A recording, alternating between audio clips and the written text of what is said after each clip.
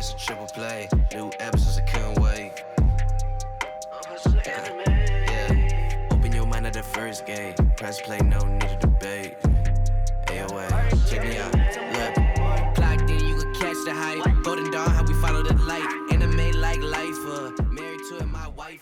What is going on, ladies and gentlemen, boys and girls, people of all ages? Welcome back to the AoA show. I am your host, as always, Ian, along with my boys Isaiah. Yo, yo, yo. And Gavin. Oh, what's up? And today we are going to be talking about Tower of God, chapters 44 to 58. Been having a blast doing these, by the way.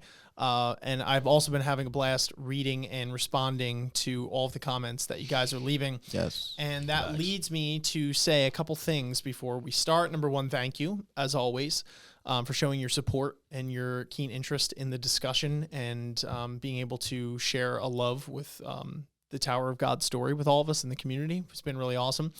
Number two, I am reading your suggestions or, you know, things that you like, things that you dislike, etc. Just know that we are taking all things into consideration based off that. So, you know, we want to make sure that we're saying that, number one, and number two, that obviously we take everything that is said because there's differing opinions and things logistically that work and some things that don't and all that kind of stuff. And we definitely take all those into account and try and better form fit the show to, you know, be the best way possible for you guys to enjoy. So definitely keep commenting your thoughts and your feedback and all that kind of stuff. One thing that was a particularly interesting one where, you know, a lot of people were like, oh, can we make these longer or can we cover more, some, you know, et cetera. Or, oh, why didn't you cover this thing and things like that. So I just want to throw the quick disclaimer out there that, you know, being that we are covering quite a bit of chapters as of right now, it could be a little tough to get down in the nitty gritty of absolutely everything. So, you know, if we do skip over something, you know, that didn't really make the list, we probably will refer back to it if it comes up again as something big later on in the story. And also, I would like to think once we get to season 2, being that we'll probably have to cover less chapters at one time because it's all brand new material, we'll probably have a little bit more time to take an in-depth look at each panel and each significant event happening, you know, step by step, break by break. Plus, like, there's a threshold, I feel like. You know, like, we cover so many chapters that, like, after a while of talking about it, it's like you just go into this mode, you know, and it's like that's when the conversation stops being fun for me, you know? So it's like we don't want these to, like, you know, I know that, like, people are like, yeah, I don't mind the length, but, like, we don't want these to actually be, like, you know, hour and a half long discussions, because then it's like you just get to a point where you're just talking about stuff, and it's like, you know what I mean? Yeah, then we're here, and it's like, it's fun, but it's like, bro, I hate to tell you, it ain't fun talking for, like, super long. Like, it takes a lot, because, like, we're being attentive to each other and shit like that, you know? Yeah, yeah. It's like, we need a break every little bit. Yeah, because it's definitely, we want to, when we talk about it, I guess this is the point that every minute and second that we are talking, we want the engagement and the fun that we're having to be at the highest possible threshold the whole time. So if that means kind of cutting back a little bit in order to give things more time or in order to keep our, you know, energy levels high and things like that, like that's what we're prioritizing because we feel that that's what, you know, it keeps you guys engaged. Also, one more thing, y'all have me dying when you guys fucking will go into like, okay, so some people will do like straight up like paragraph things to flesh things out. Number one, thank you for taking the time because God knows that a lot of us wouldn't. No facts. No, I read all of them. So, and I appreciate it, but it cracks me the fuck up when like somebody will go into a an in-depth discussion on something and then they'll start using names of things that we did. So this one person in particular, shout out, can't remember exactly the username, but they were like, listen, this, that, and the third happens because of this. And then if we get here, I think that this is going to happen. Then when Kun talks to Sleepy, and like, dude, I fucking died. Like when I was reading that, I was like, amazing. I'm like, that just made my freaking day. Or in one of our God of High School videos, somebody referred to Straight Jacket as Straight Jacket. And it's like, I've seen Rice Ball too. Yeah. It's like, it's amazing. Oh, we're rubbing off on them. Yeah. Very poor influences we are. Oh, God. We're the worst. teaching them the wrong shit. Dude, That's it should have amazing. me cracking up. So anyway, keep doing your thing, keep commenting everything. Yeah, Obviously, awesome. if you guys enjoy the content today, you know the spiel. Like, subscribe, hit the notification bell, comment, obviously, and share with your friends. If you guys don't have us on socials yet, Facebook, Twitter, and Instagram, hit us up with a follow on there. And if you're listening to the audio-only version of this on your favorite podcast platform, make sure you guys are throwing a follow there. And lastly, but most certainly not least, we do have a Patreon. That's patreon.com/AoA show. If you want to take your support to the utmost and final step, you can hit us up on there. Really goes a long way. But anyway, without further ado, let's get into it. I have a slightly different structure this time. So in lieu of not fucking anything up, because our last episode we had like 48 technical difficulties, dude. It was fucking We're shooting for like 20 this time. Oh, it was so brutal last episode. Like, I think I did a decent job cutting it together so that it didn't look too bad. But good Lord, that was rough. you had to bear with us on that one. That was rough. So, but one thing was that, because we had so many technical difficulties, there were points where I'm not going to lie, I was probably trying to speed through shit because we probably had already talked about it and then all the footage got deleted or it was like some bullshit came up. So, in lieu of that, I have started taking notes on on the chapters as I read them and certain key talking points that we want to get to. So I'm going to be referring to notes. And if, we feel that something isn't really crazy, I'm probably just going to, lightly skip through it, kind of like I've been, just briefly give you an explanation and then get to there. So the first thing that we jump back into is the A/B testing, and now we are on to the B contestants, right? For their air of the test, and theirs does not go at all like smoothly. Yeah, as smoothly at all. Like, let's just put it this way: if Kuhn was really on their team, you know what I mean, from the start, that would have been just so much smooth sailing. That would have been, they needed that. Let's put it that way, because the other team, you know what I mean, was just working. And I would say somewhat too, because of Kuhn, were just working in sync so well, and Team B, it was like every man and woman for themselves. Although quite I literally. wonder if like that was part of the ultimate, like the whole plan. You know what I mean? Yeah, it was like because to get everybody in the positions they were in when the whole hoe thing happens. I don't know. I just feel like Kuhn, if anybody, would have been like, yeah, I saw this coming. And it's like, of course you did.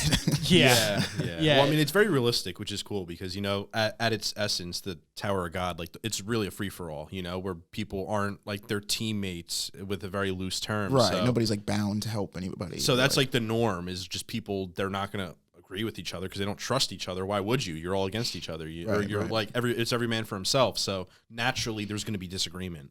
And unless you have a character like Kuhn, who's very grounding and I wouldn't say trustworthy in a sense. He's more, you can put faith in him because he's going to deliver, or at least hope he's going to deliver, because he's very strong-willed, that he's able to, persuade these people. He's got to follow confidence. him, A lot of these people are like, let's try this. And it's like, is it going to work? And it's like, I don't know. But Kuhn's like, no, do this. They're like, we're just going to hold him down and throw spears. And they're like, I think you need some more thought in that. It's not going to work. Yeah. No, Kuhn was definitely the glue. Exactly. You know what I mean? Definitely MVP last time.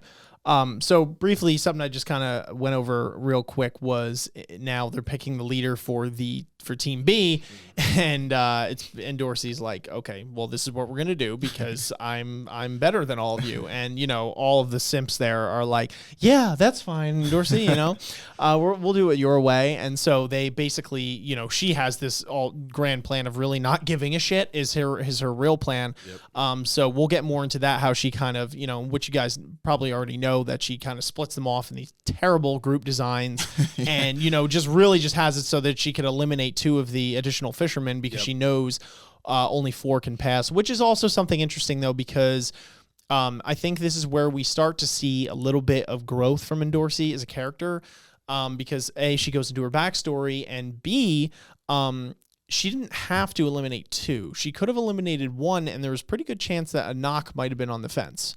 And she purposely eliminated 2 of them because that means that secured a knock's position, even though she failed the last test, because they both did poorly because they knocked each other off of those pillars. So again, that is, and she gets into, she'll talk to Bam later about that, which I thought was a cool moment of growth for her. And it's cool to see their budding relationship between those 2 that initially hated each other blossom. That's something cool. But something I wanted to get into here was Serena's character and the conversation that she has with Ho. The first one and the later one, which we'll get into. But the first one, I've said it once, I'll say it again. I really like Serena and I like Shibisu for a lot of similar reasons because I feel like they hit a very human element of this show, being that they don't have any extraordinary powers that we are aware of at the time of reading right now. And I would wager that Serena really doesn't because later on she winds up leaving. As far as the anime is concerned, I'm pretty sure that is the same in the webtoon, maybe for different reasons. Could be wrong. But you know, like she's just very human, you know, she has a lot of human limitations. She doesn't have these incredible powers but she gives it to you straight and she gives it to you real. And this tower has made her become very honest with herself. Yep. Yeah. And with others. And, it's something really cool to see because, you know, a lot of these characters have a big habit of overestimating, what they're capable of or lying to themselves or, you know, having these attitudes. And Serena's just kind of like somewhere in the middle, you know, where it's like, she doesn't overestimate herself, but she doesn't count herself out. Or if she's saying that I'm probably not on this level, I'm still going to try. And that's why I love her as a character. Well, she's like very like, you know, but I think a lot of people, at least I like when she leaves the tower, you know, later on, like, I think typically that could be like seen as a sign of weakness, right? It's like, oh, I'm giving up. I'm not cut out for this. But it's like she actually grows the most from the moment you meet her to that moment, right? That moment is like sort of like what you were saying is her coming to terms with and accepting like, I'm not supposed to be here. I only came here to run away. Like this was all an act. Like I need to face what I'm taught. Like, you know, and it's like, damn, like she goes from like this, you know, I don't give a fuck about anything, like whatever, we're all probably just gonna die, to like, no, I gotta leave because there's some shit worth fighting for. And it's like, exactly. It was all a knock. Funny pun. Bam! Let's give it a little. Damn, bro, relax with the table. Oh my god. I gotta get that out of my system. What the fuck was that? Yeah, you just like went off. Yeah, dude. No, when you get a pun, you gotta fucking. Yeah. Anyway, so and again, we haven't gotten to the point in the webtoon where she leaves or anything, so we're referring to that part as anime. So don't crucify us. I know we get a couple. I mean, people. like we know what happens. Yeah, we'll get there. Relax. Yeah. So we'll get there. But anyway, so I wanted to quickly go over a conversation, which I think was a good talking point with Ho. And he's like, and it's funny because she does like the classic where she's like, you know what I mean? Well, she does it 2 times to make it a point. Like she does like the normal like. And then, like, obviously, Ho's not paying attention. And she does and he's like, all right, bitch, what's going on? Wow, it's my birthday, and nobody said anything to me. Bro, but not going to lie, I love these little smacking of the lips that they do. It's hilarious. She's like, and Ho's like, okay, I'll bite. Like, what's on your mind? You know what I mean? Like, anyway. She's like rolling. She's fucking cracking up to herself. She's funny. And, you know, she basically asks him, why are you trying to go up the tower? Yep. And Ho's like, what are you talking about all of a sudden? You're getting sappy on me. Like, I don't know what's happening here. And Serena basically has this epiphany, and she says, when I watched them take the test, it kind of got me down. And without going through literally every panel on here, you know, she basically says that she used to be a thief, and she stole goods being shipped from the middle area to the outer tower. And one day she snuck onto a merchant's boat, and unfortunately a ranker was there. And she watched in horror as apparently I believe her partner died. And first of all, I love this shot, by the way, of whoever this ranker is. It looks dope as shit. They got the whole fucking inventory up. It looks like they have like a shield on the one side and like the bones coming out of the back, and then they have the weapons reel inventory. Really dope stuff, and it's cool to see that once these people ascend the tower, it's almost like a video game. You know what I mean? Where it's like RPG. They've gotten. It's like, all right, that nigga's level 60 minimum. Yeah, they even had the buying system too. Fucking pay to win. Yeah. Yo, dead serious. He's like in the microtransaction window right now. Like, wow, there's a lot of this wasn't here in the last update. It's like these niggas at the top of the tower really testing my patience. Did you get that DLC? Yeah, my weapon pack is lit, dude. Yo, for real. Oh my god, a Tower of God video game, bro. Whoa. Actually. Yeah, right? So anyway, Serena is explaining how the ranker dismantled her partner in the fraction of a second based off his gear loadout. We clearly knew that was coming. And then, you know, she's shitting her pants quite literally, and then all of a sudden, Hidon appears. By the way, I don't know if you guys knew this, but the Japanese voice actor who plays Hidon also plays another character that I know Gavin in particular holds very near and dear. Can you guess who it is? Sorry, we're going off anime a second here, but I have to Chikase or Chika? Is it Leroro? Is it the same voice actor? No. Well, Leroro's voice actor is the one who does Overhaul. Hidon's voice actor does another character from another show that you love. Bum, bum, Oh, wait. bum, bum, bum, rum, I love so many shows. I can't think under pressure. What? Jiraiya. Oh, really? Yep. Does Jiraiya. No fucking way. Yeah, it was the same I don't really voice. care for Jiraiya. I'm just kidding. Whoa, bro. I literally was holding my phone and I had to hold myself from fucking whipping it across the table at your face. Anyway, I don't want to get too off on that because, again, it's not the webtoon and, it's the anime, and B, this isn't Naruto, but Gavin really fucks with The Japanese voice actor. Correct. Yeah, so I look it up. I don't believe this. Well, look it up. All right, Believe right it. now, No, not right now. We'll do that later. Stop the episode. Hold on. Anyway, moving on. So Hedon comes to Serena's aid and basically says, come with me if you want to live, and brings her with him to the tower. And so Serena is kind of filled by rage just because of, I guess, insecurities and the fact that she doesn't deem herself good enough and that she was a coward and all that kind of stuff. So she said she wanted to kill everyone that got in her way and wanted to reach the top of the tower to achieve everything, right? Because she was so down in the dumps. And at first how she didn't hesitate because she had such an overwhelming anger. And she felt like in killing these people or whoever that she was regaining control of her life. But really this was all kind of a facade, right? Mm-hmm. Because at the end of the day, which she'll explain, it really doesn't make you feel any better at the end of the day. It doesn't make you a better person, right? Because you were able to one up someone or kill them or whatever the case was. And, when she thought that was the case, she felt like she was becoming a better person. And then, the fact that she doesn't is kind of the cool crux of this conversation here, right? So it's also, go ahead. also very interesting because I think thematically it ties into what the point of the tower, its existence is, right? If you think about it, almost everybody that's like chosen to enter the tower is arguably in a similar situation to her, where their life is kind of like in the ruts, right? They're very down on themselves. And this tower presents this very, I'd say easy, but this very simple way of like ascending to a better life or obtaining this best version of yourself.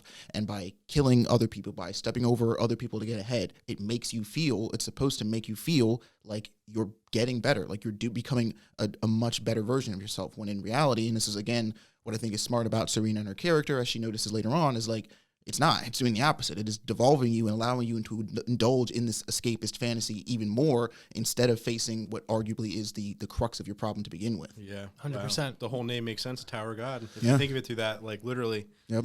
Mm-hmm. Wow. Yeah, pretty wild. All right, we're done here. Anyway, so then I just want to highlight this shot for a second because this is a great shot. But she's basically going through and saying, then once I started to climb up the tower with you guys, that I saw everyone taking the test so earnestly, and I met nice people, and this is a great shot of Shibuzu. And she, imagined that, if she continues down this path, she'd have to use them as stepping stones to the next floor. And when she realized that, she thought, that sucks. Hence this panel right here. And, kind of comes to this realization, Ho isn't buying it. He's like, listen, Serena, like, get over yourself. Yeah, Everyone's got too far gone. Yeah. He's too far gone. Like, and he's got his own reasons, which are terrible. But anyway, but Serena is like, I don't know. I'm not sure how I'm feeling about all this. And then, from there we get into some of the next things, and you really see that Ho is kind of a psychopath here based off this face. A little bit, yeah. I think you're discrediting him a little bit too much, because that Probably, really is yeah, that is the philosophy of the tower, though. Like, in essence, like what his rebuttal to her is the purpose of the Tower No, of God, I know. No, so you're right. like, I see where he's coming from, although it's wrong because we have people like Bam, historically that's not what has been the case. Oh yeah, 110%, 110%. Yeah, no, but I just thought that was an interesting conversation. They always have interesting ones, and how Serena's perspective is starting to change now. Yeah, and it is interesting because there is a world in which Bam could have almost went down a similar path, if it wasn't for Rachel,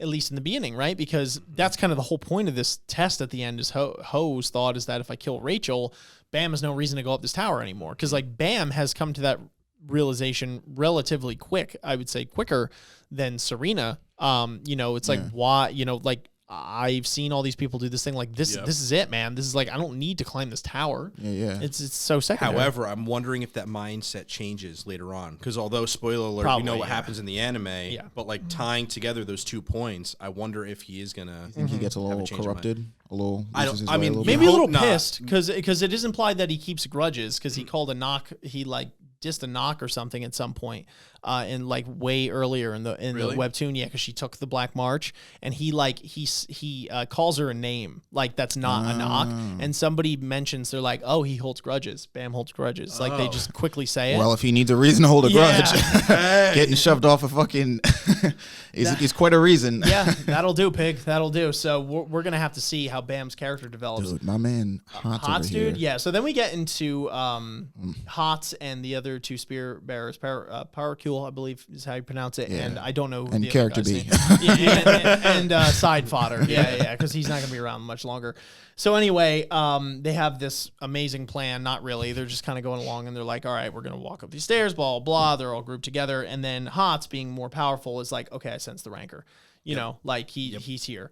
And I actually think it's interesting that that Serena says finally that they encountered them, and Ho doesn't follow right at first. And I think again that shows that Serena seems, you know, even though she discredits herself a lot, maybe has a little more latent ability than you might think. I might be reading too much into that, but I don't know. I just thought that was interesting that she was like, oh, they encountered him. Like she understood that right off the bat. Well, didn't they have communication of some sort? Yeah, them? but it was weird because I guess maybe I'm totally wrong. So apologies if I am, but maybe I read into it wrong. But it's just weird because it seemed like Ho at first just didn't have a reaction.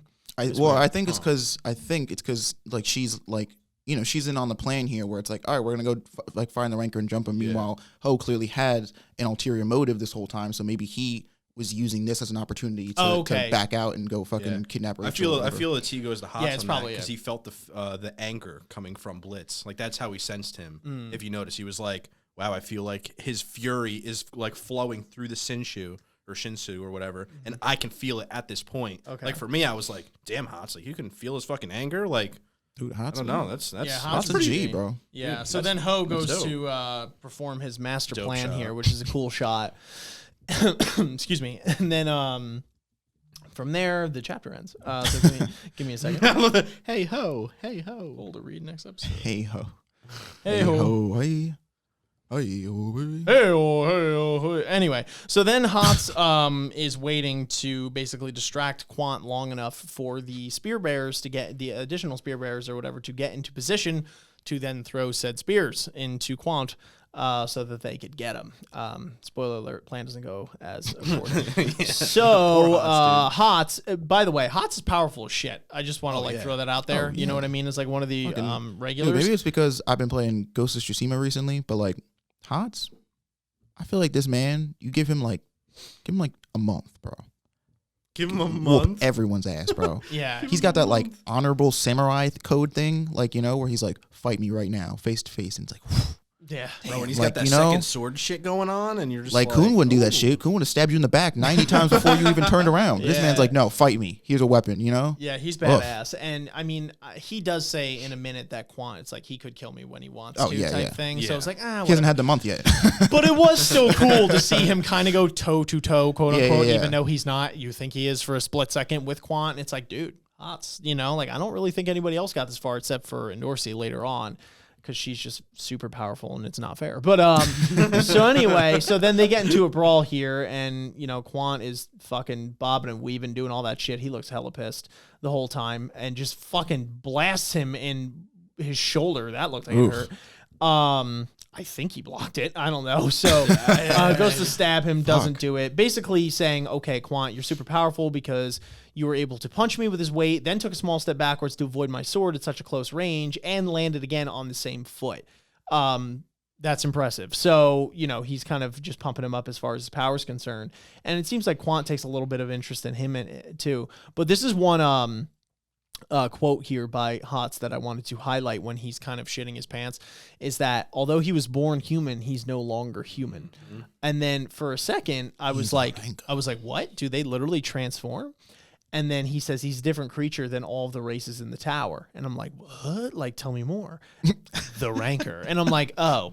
And like the air kind of went out in my balloon because I'm like, Oh, you just mean he's hella strong. Yeah. Got it. I was like, oh, okay. Wow. But I thought that was a cool little play on words there because A, it threw me for a loop. And B, you know, it's like you've transcended humanity in a sense, or maybe not humanity, but like your human physical limitations. And I mean, I guess to them, like, you know what I mean? To like someone like Hots, like he might literally feel like not another like species, you know what I mean? Because their power levels are just that through the roof. Like, that different in scale. Yeah. So then we get to we get back to Endorsi and Bam, and the two other fishermen that will be irrelevant soon enough, and basically.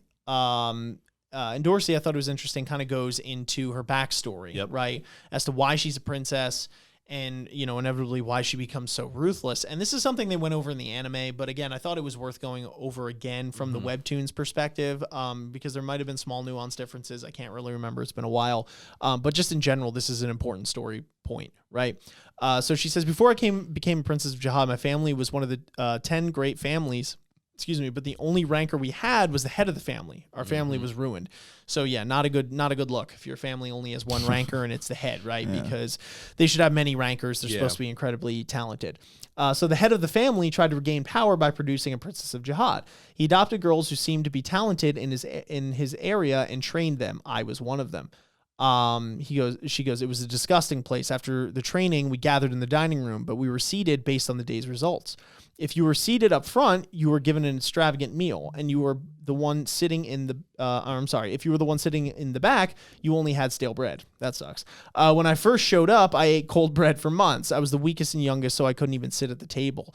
And one day, fortunately, I knelt on the cold floor and ate tough bread every day. I beat an older girl way bigger than me, hidden talent, I guess. And then, you know, I won't go through the whole entire thing. But basically from there, she realizes how fucking good that food tastes. Because damn, if you ever had a steak compared to just some stale bread, hell of a difference there. Filet mignon, whatever she's got. So she's like, well, I want to eat like that every day. So then she kind of became a savage, and you know, had a really like a lot of ability there. So anyway, from there, she realizes that, you know, she has to keep on doing that in order to get ahead. And that's kind of the whole point here, is that she thinks that is the whole point in this, right? That I need to crush everyone under my feet. I'm more powerful than they are. Whatever it takes to step on others, that's it. You know I'm powerful enough to pass this test. I really don't give a shit about anyone else. So all I have to do is eliminate all the everyone else. Fishermen or everyone else who stands in my way, and that's it. Like, just because they put us in these teams doesn't mean anything. Right. This is me against you, against you, against you. You know, like that's the long and short of it. And that's something, again, that they went into the anime. But, you know, I wanted to revisit that here again. And I also thought it was interesting how it's a kind of a last-ditch effort, you know, to save the family. So there's more riding on it, right? It's not just that Endorsi's just kind of being a bitch or whatever, which, to be fair, at this point she kind of is, you know, until she grows a little bit, but the whole family's riding on this. Yeah, the stakes. Yeah, exactly. There's stakes involved, which kind of gets you behind her a little more, and you kind of sympathize with why she's doing what she's doing. So we go through the whole thing. This guy's just the fucking worst. He's just like literally the biggest coward ever, where he's like, okay, 1 second, I'm going to do whatever you say, you know, Endorsi or whatever, and like I'm going to kill Bam, and then he like flips on his word, then he's running, he's betraying people. This guy's just the fucking worst, dude. We go into like 20 panels where I just wanted to fucking slap this guy, but essentially Endorsi reveals her plan to them and is basically like, well, I'm going to kill you now. So and he's like, say what? And Bam just fucking bitch slaps this guy into the fucking shadow zone. Ruin that guy's day. But there is one quote, I don't know if it's this chapter, I think it is, but that Bam has that I thought was particularly interesting. Maybe it's the next chapter. But Bam says something along the lines of, why does everyone say that something they never seen before is more beautiful than what they've got? And I thought that was like some philosophical shit, first of all. It might be in this chapter 46, if I'm not mistaken. If I passed it, sorry, but that's the quote. And I thought that was a really good one, right? Because Bam is trying to wrap his fucking head around what's happening right now, right? And he's like, okay, I'm here for Rachel, which seems justified. what the fuck are you guys here for? Like, I don't understand this whole family thing. I don't understand regulars and irregulars, really. I don't understand the whole point of this tower. The whole shit seems stupid to me. And it's like, you guys are making friends, right? Wherever you are here. And it's like, you're building bonds, you're building relationships. Like, why do you need more than that? And why do you need to stake everything on something that you don't even know, A, is guaranteed, or B, what it is to begin with, right? Yeah. Which is an interesting perspective, right? And it kind of goes, it's kind of a, part of the human condition that, people always want more, like it's the grass is always greener type thing, right? Greed. And it's like, and greed and ambition, whatever you want to call it. And, people will like only appreciate what they have for so long before they feel like they need something that's better. Mm-hmm. And it's a fault, and it's also a good thing at times, right? Because it's good because it helps us improve civilization. It helps us, invent whatever makes the next thing, like make things better, right? In any endeavor, which is great, but it also could be done to a fault, right? Yep. And if it's like you're destroying the lives of everyone that you encounter in the process, or literally stomping them under your feet, like how far do you have to go before it just doesn't become worth it anymore? Exactly. And for Bam, that answer is pretty damn simple. Yeah. Right. So for him, wrapping his head around this is just like, I don't get it, like that's it. And he kind of, it comes up in a little bit, but he kind of just like storms out. He's like, fuck this, man. I'm over it. I'm gonna go get Rachel and I'm gonna head out. But anyway, fucking, he says that later. I'll get to that soon. But he says that exact quote later. Yeah, he says that exact quote. I'm gonna head out. Rachel, where you at? Yeah, not before he fucking deflects that badass blast, which we'll get to. But anyway, in the meantime, we get back to Hots and Quant. And as we can see here, things don't fare too well for Hots. He kind of gets his ass whooped. Jeez. And but Hots is like, I got you because I am not letting go. I'm like a fucking bulldog. And he's like, now you're getting hit with these spears. But little does he know that his teammates are a bunch of fucking scumbags, bro. Look, these niggas were 9 miles out before he even called. Dude, they are the worst. Not only that, but they honestly had some really funny moments. Like, even though they're trash, they were like, oh yeah, but like, we gonna do this, right? And they're like, Spear Barrel Revolution. And nah, man. Like I refuse to give them any laughter. Fuck them niggas. They had some. They just ditched my boy Hots like that. They did do him dirty, fucking cold. They did do him. They did him fucking dirty, dude. So Hots is like, well, shit. Yeah, they're not there. Actually, Quants, have I told you how great your haircut looks today? Yeah. It reminds me immediately start backpedaling. He's gonna have to pull a fucking donkey from fucking Shrek when the dragons come in. And he's like, oh, a female dragon. You know what I mean? Like, how beautiful you are. But fucking, because he knows he's just straight up fucked. So anyway, but Quant is like, did they really betray you, dude? Like, really? Like, I've just fucking had it today with these people all just betraying each other and backstabbing. He's which like, again, I like because it's nice for Quant. It's like, wait, you telling me these niggas just... Man, fuck, like, he's like pissing at the people that ran away. Go up. I love that. This scene, they're like the merry-go-round technique. And they're just running in circles. All right, you can skip it. That was just, I was dying, dude. It's like fucking Saitama fucking sideways jumps or whatever. Yeah, it was amazing. Oh my God. Yeah, so we kind of do a back and forth between Quant's scene and Endorsi's here. And this is when, the night fisherman is basically like, okay, well, I'm not a simp, so fuck you. And we might as well try and fight because we're already in the thick of it now. So, he's definitely a little bit more honorable, unlike our fucking douchebag of a character here who just is doing everything he can to try and save himself like a dirtbag, to obviously no avail. But there's a point where Endorsi gets pissed off and Bam kind of, steps in the way. And at this point, if I'm not mistaken, and then this fucking like, bro, this is what I'm talking about. It's like he literally tried to save you. The fuck? Yeah, it's some ruthless shit. It gets blasted. And then if I'm not mistaken, this is the point, where we have the supercharged thing, the ignition, thank you. Yeah. The ignition weapon, and just fucking blasts whatever the fuck is going on. Secondly, I think it's interesting that I don't think the sniper guy was in the anime up at this point. I think he might fail at this point, but just throwing it out there. You can correct me if I'm wrong. I don't remember him. He passes the lighthouse test. Does he? Oh. Yeah, or he is one of the lighthouses that moves on. Yeah. Anyway, so then now we have, a bunch of scenes going on at the same time. We got fucking Bam blocks the thing. We got Quant beating the shit out of Hots. We got the other thing going on. The whole point of this test is that there are like 28 different fucking things at play shit's right gone a now. little haywire. I think the point too was to convey that every one of these people has their own plans right now, and it's really shitty because majority of people, if not like 99% of them on Team B, are just strictly out for themselves. Yeah, and they are could not be more disunified if they tried. Exactly. Like they are the actual worst. So anyway, so then we get Rachel here and whatever this fucking scene was, which I forgot.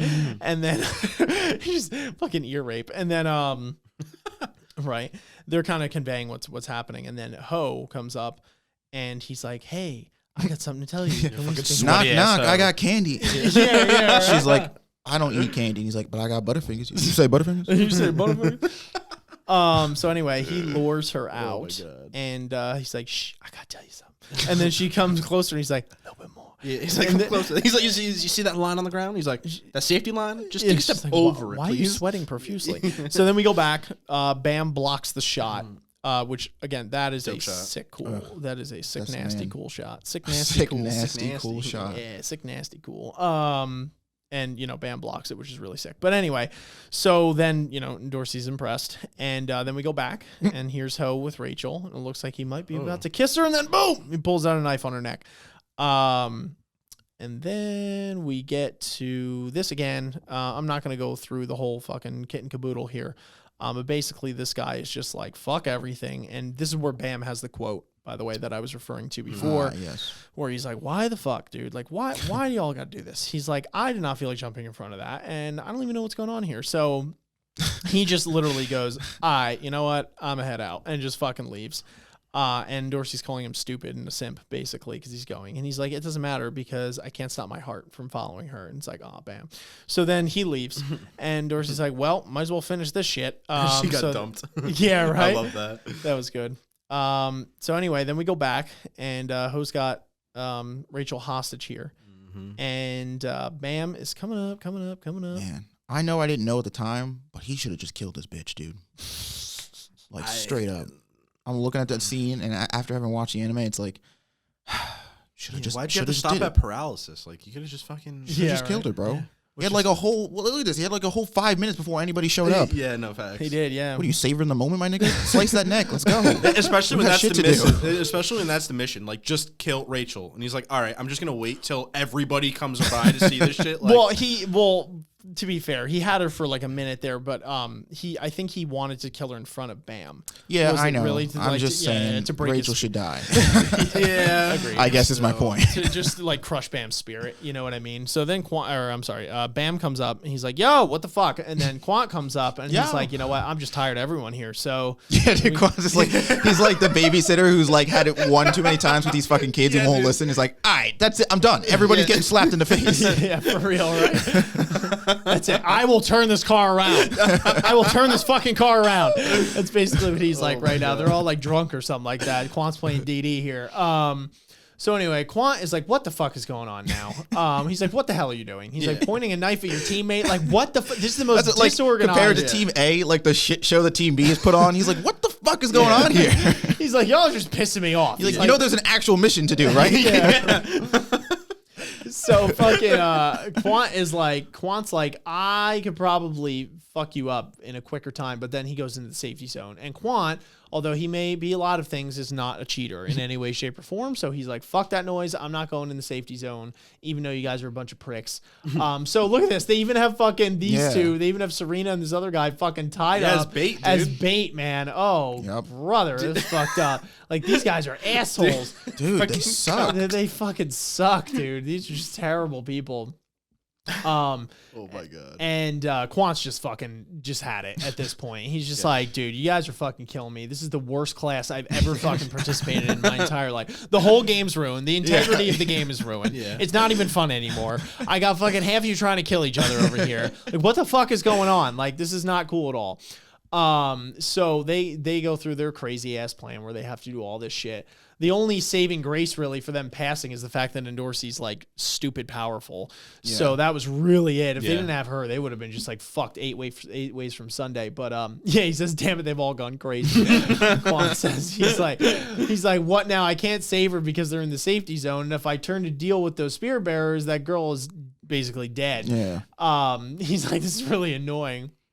Which, damn, again, if we had that retrospect, I'd be like, dude, it's fine. Just let her die. Yeah, It's right? fine. You can totally, Yeah. And eventually he's just like, okay, I don't really have ties to Rachel here. He's like, he's like, okay, you can kill her. Like, this isn't my first time around the block. If you don't remember, I made it up the tower before. Yeah. But just know if you kill her, I'm going to kill all of you. So Ho's just like, gulp.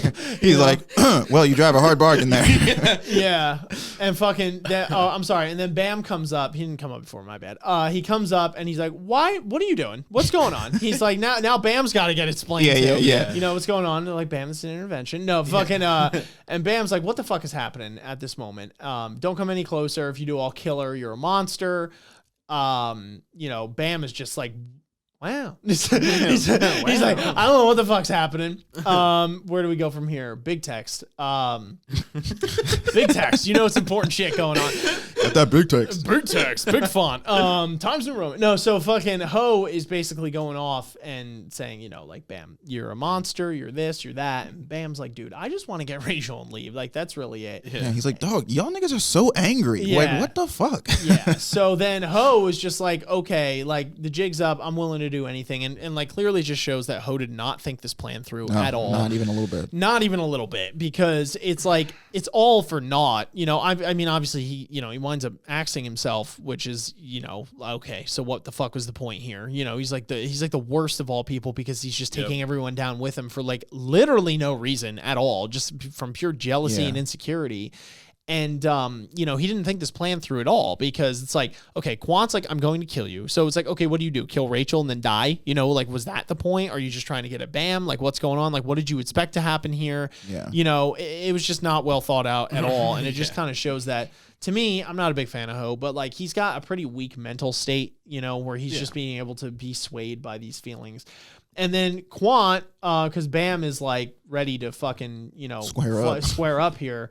Quant just pulls the fucking freeze technique on him, like Sub-Zero here. He just fucking blasts him in the chest.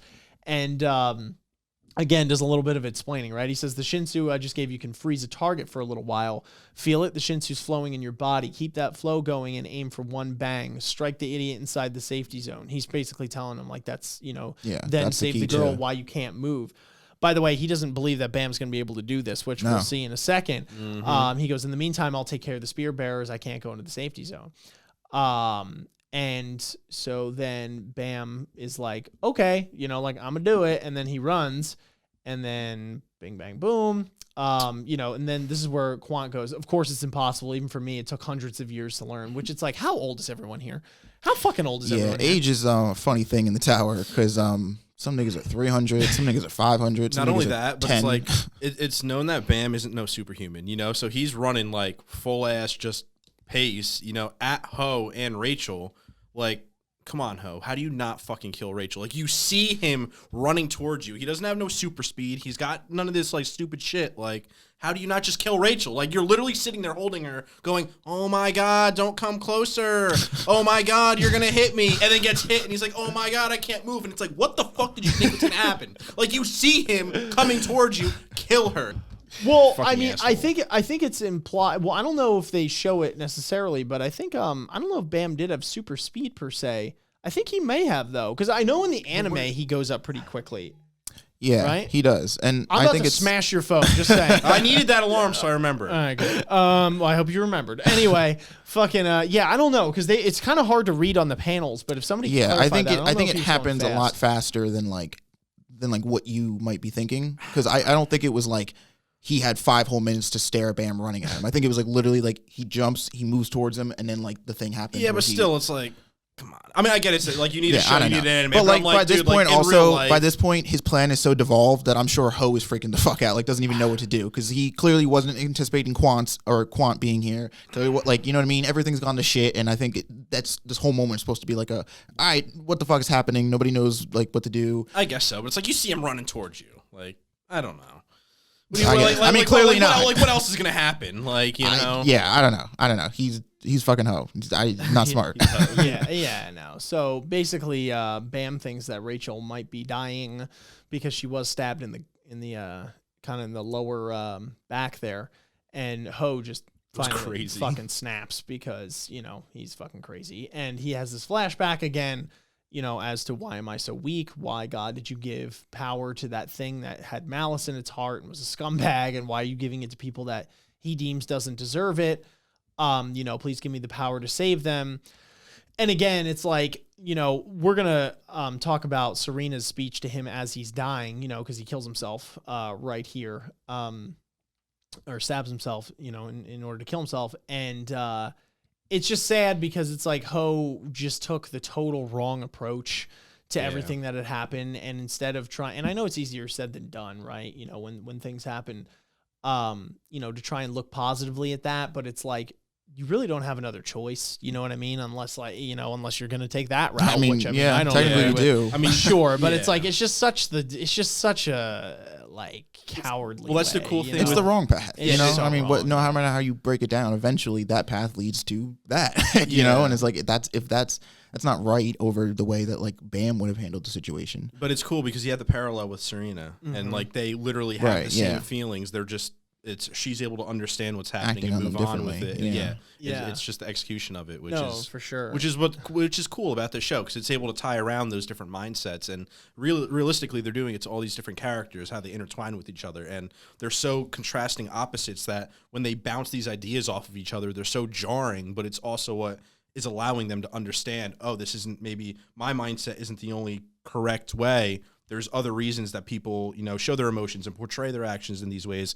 And are they right, or am I right, or is there a happy middle ground? And it's cool to see them like actually work toward that middle ground and understand themselves and the world that they're living in, and being able to like have a better grasp over it, other than just like this fucking crazy mindset where it's them against the world. Like it's them actually being more grounded in their life. And it's awesome. sad at the end of the day, that he couldn't see it. But then Endorsi comes back from fucking up the other two people, and just like kind of a true boss is just like, yeah, I axed him. Like, what about it? You know what I mean? Like, she doesn't even try and play it up. Don't worry, they're dead. Yeah. She comes over, takes that thing off her mouth. And this, again, why I love Serena, because Serena just clearly being outmatched in every sense of the term, does not give a singular shit.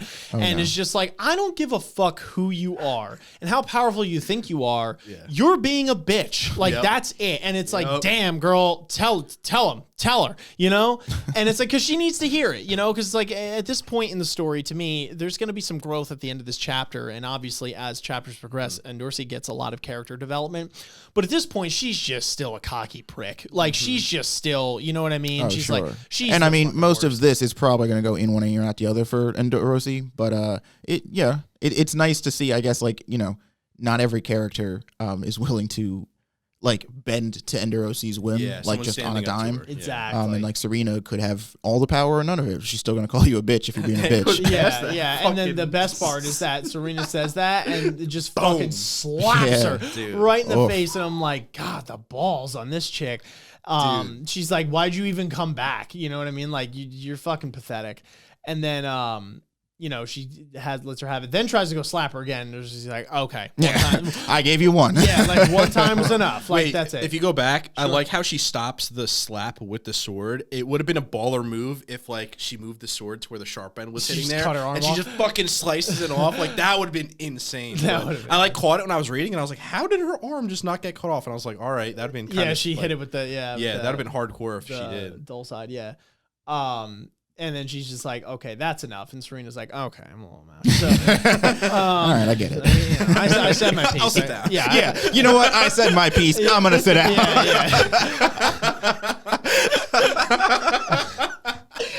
It's totally like the little man talking shit. And then when the big guy gets up at his seat, he's like, all right, you know what? Things have been said here. I'm going to go sit down.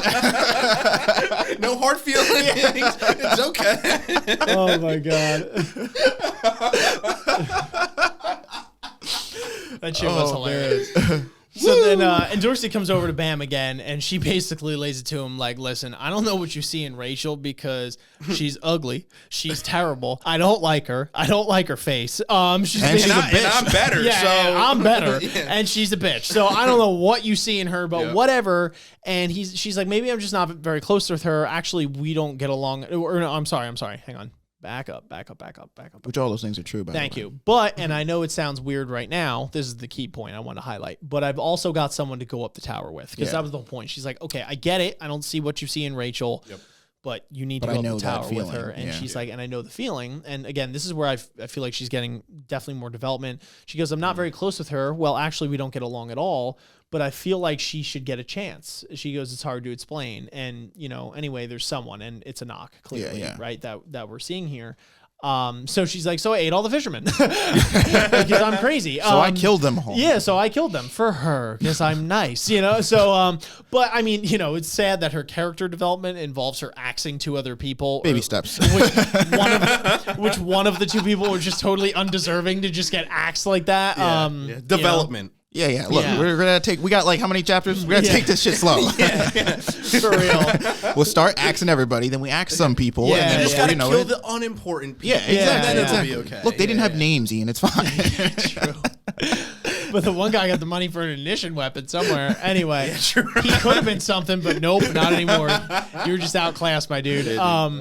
Anyway, but, you know, and she also says, she's like, besides, that was the only way I could think of, because this is how she was raised, right? Like just walking over the dead bodies. Old habits die hard. Yeah, for real, right?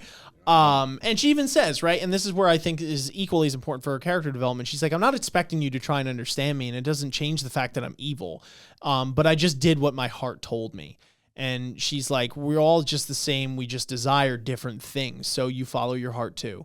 And I thought this was a big moment, for Endorsi here, because not only does she do, you know, she's there willing to try and understand Anak, even though inherently she shouldn't be, you know, because knowing too that her family is putting her up as a last ditch effort makes it even more interesting that she's willing to support Anak, right? Because Anak, the existence of Anak is in direct opposition to Jahad and everything Jahad stands for, right? So just the fact that if Endorsi is a last ditch effort to try and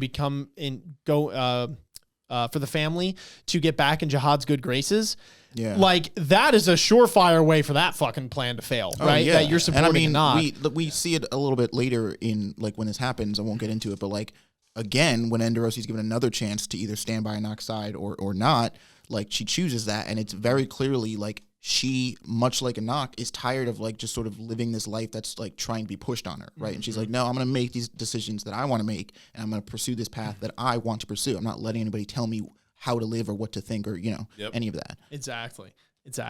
So that was a really cool moment for her. And then she goes and she's like, you know what? I'm gonna go fight Quant. So this was really cool because, you know, there is something about it. Like you got to appreciate how confident she is in herself. Yeah. Because like Quant did manhandle everyone, and granted, Quant at this point I think used all of his Shinsu. Yeah. So he couldn't. So you know, he is nerfed quite significantly. But still, for her to be able to go toe to toe with him and not win, but win the game. You know what I mean? Well, like, that's which thing, is right? the win, right? This isn't like this competition with Team A and like this was never like beat the ranker, like whoop his ass, right? That wasn't the test. Yeah. The test was win the game. So all she has to do is outsmart him. She doesn't have to beat him, and like that's what she does. Mm-hmm. Yeah, absolutely. So this is a really cool fight that they have. Yeah. And all the while, you know, Bam is like, all right, I already forgive Ho because I'm just like the coolest person ever. You know, he's just kind of the shit. And again, this was a fucking sweet fight, actually. I really love it. I think the panels did a great job. Like this shot right here, first of all, that's fucking sick. Yeah. They did a great job at really showing how intense this fight was. She got fucking wrecked right there. I forgot about that. Oh, and then so then this is Bam where he uses it. Yeah, so Bam at this point makes a choice. Because Endorsi's like, okay, you can help, you can do this, you can do that, like, you know, like make your choice, follow your heart, do what you got to do, kid. And so Bam makes a choice, and he's like, fuck this, like, this is, which he will explain later, but basically his choice in saying, okay, I don't know why Rachel wants to go to the top so bad, and I don't necessarily agree with it, and I think she has everything she needs right here, not knowing that Rachel's a slimy sack of shit, but I've made my choice now that even if I don't want to go to the top, I'm going to bring her to the top, right? Yeah. So in doing that, then he needs to make sure that they pass this test, right? So he starts helping Endorsi out in the fight against Quant, like shooting Shinsu blasts or whatever he's doing. You know, to help her out in the meantime, because he knows this is how they're going to get through this. So again, Quant kind of going through, how'd you pick that shit up so fast? You're so powerful, blah, blah, blah. This I thought was hilarious. Yeah. So they make a reference, I guess, at some point, chapter 52. And wait, what was the lead up to this? I kind of forgot. Oh yeah, when yeah. He's like, now I gotta use my full power. I use my Shinsu. I've got no choice. I have to risk it from now on. Yep. I have to use my full power. He says, and she goes, "Did you gather all the Dragon Balls that so your words will come true?" And I was like, it's always weird when they reference this because it's like, does that mean these guys grew up watching Dragon Ball Z, or is this like just this? I don't know because how are we making that? You know what I mean? That's it, and like it could literally be nothing more than like a a one-off reference. But it's like it always makes me think because I'm like, why would she? Why would she say that? Like, how does she know what that is? TV in this place. Like, how the fuck do they know? Yeah, I guess they could read it. No, I mean, and two, I don't know if that's necessarily like an homage to the show. I was thinking, I was like, okay, maybe is this like a thing, I mean, like culture or like thing the where it's like, lines that they're saying are definitely like that moment where he's like, all right, no more holds bar. Like I got like that's definitely like a moment straight out of Dragon Ball Z. But I'm just saying it's funny to have that meta reference back because it's like, are you saying that you know what that is? Like, it's it weird. was weird. It was weird. Yeah, I don't know. I thought that was interesting. So anyway, from there, Quan also to kind of answer our question, which we knew, right? Where it's like, okay, the law of age doesn't really apply to some people. Like they're able to use Shinsu in order to keep themselves young and their bodies like hard as steel and like to be able to keep on learning. Just basically like stuff. Stay at peak fucking like performance, fucking for indefinitely, I guess, until you just get axed. But so so then again they're fighting, having this whole badass fight scene here. Endorsi finally chose to ditch the high heels, which was a intelligent move on her part because at this point. This was a point where she probably would have broke the fucking heel of her thing and then just got wrecked. But I mean, she still gets caught, but it's not as bad. So then again, here we come back to Serena, which I thought this was a really cool scene again with her because she's just, here we are, just spitting knowledge again. And she's, in spite of everything, I feel is making the best out of every situation and, being honest with herself and trying to better herself and others. And I just really respect her as a character for that. And she's like, doesn't life just suck, ho? She's like, the world didn't care when I was losing, but when I try to force others to lose, it just stops me. Isn't that unfair, right? Because that's exactly what Ho was doing, right? Oh, I'm losing, so everybody else. It's like this. It's this thing, right, where it's like, okay, like I feel like people when they say they want to be the best, right? It's like, what are they willing to do to be the best? And I feel like some people are willing to take that term so literally that it's like, okay. It's not a matter of me, like if I say I want to be the best, it's that I want to perfect whatever craft I'm doing. I want to get ahead as far as I can. But I feel like to people like Ho is willing to be like, okay, I'm also willing to drag people below me without actually improving myself, right? Because technically you are the best, right? To some people, the best means I am better than anyone else, which implies that like you have to be able to step on anybody else that's doing your craft, whereas opposed to what you're saying, where it's like some people are just content being good at the thing they're doing. Yeah, and like being better than themselves each and every day and trying to not necessarily be better than anyone, but reach perfection in what that is. And innately look at it like in a competitive mindset, like Ho is, like that's what leads you down that sort of dark path because it's like you're always constantly going to be looking at other people as nothing but targets or nothing but obstacles. Exactly. So again, they keep on going back and forth with and Quan is just like, okay, I'm just getting pissed at how talented this kid is because like it's like, can this day end? For real. It's like I've been over this test since kids using started. Shinsu superpowers and this girl got an ignition sword. I'm done. Yeah, he's like, I'm fucking over this shit.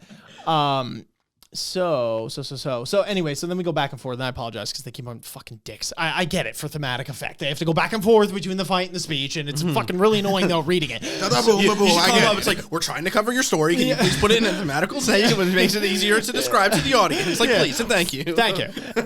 Anyway, so then she goes back. She goes, actually, I can't remember a time I had to fight this desperately. I always made excuses, saying the world was unfair. I never risked my life. Then I always regretted it after I lost something. Fuck you. Then they go back through the fight. Fuck you. Cool fight. Bing bang boom. Bam's trying to fucking shoot. Trap me in a corner. Take the badge. Gets it. Got it. No way. Get it. Got it. No way. Okay. That's the Spark Notes version of the story. Get it. Got it. Good. Good. What? Yeah. Right. Underwear. And then again, going back, what would have happened if I had tried despite the risks? It might have been a life full of losses, but if I had at least tried, my heart wouldn't be this empty right now.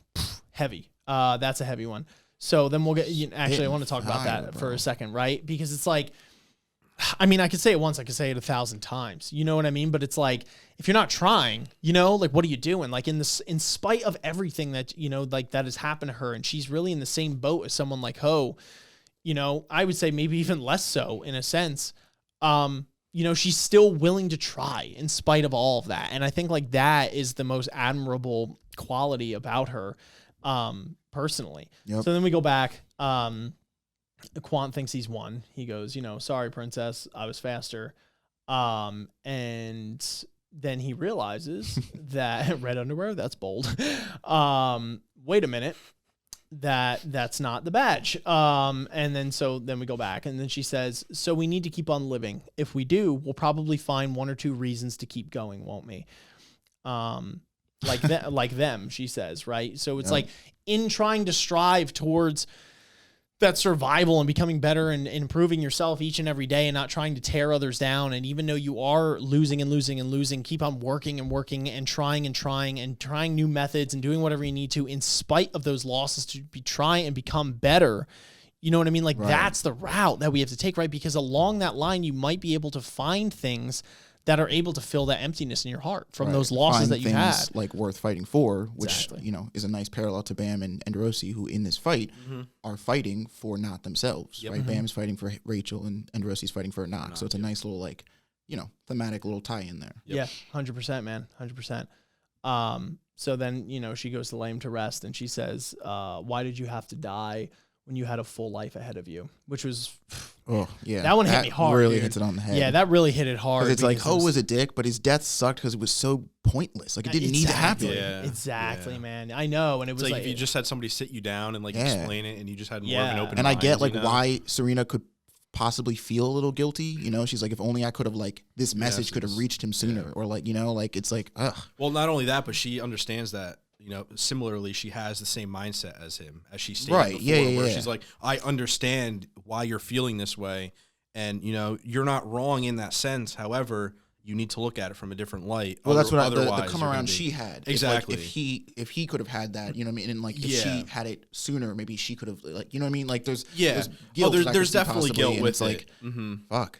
Yeah, no, for sure. It was that was just really sad when she laid him to rest there, and it was like, yeah, dude, that hit hard, and it was like, it just sucks because it's like, I mean, not to turn too mushy here, but like, seriously, if you have people in your life that are, unfortunately, have that maybe a similar mindset to that, or think that it's like, it's all over, or like, I can't go from here. And it's basically what Serena is telling. It's like, dude, like, this is just the beginning, like, this is a chance for you, or just in general, like, every day is a new opportunity for you to try and find the best in every situation, to try and become better, than you were yesterday, and find new things to fight for, new things to fill that void in your heart.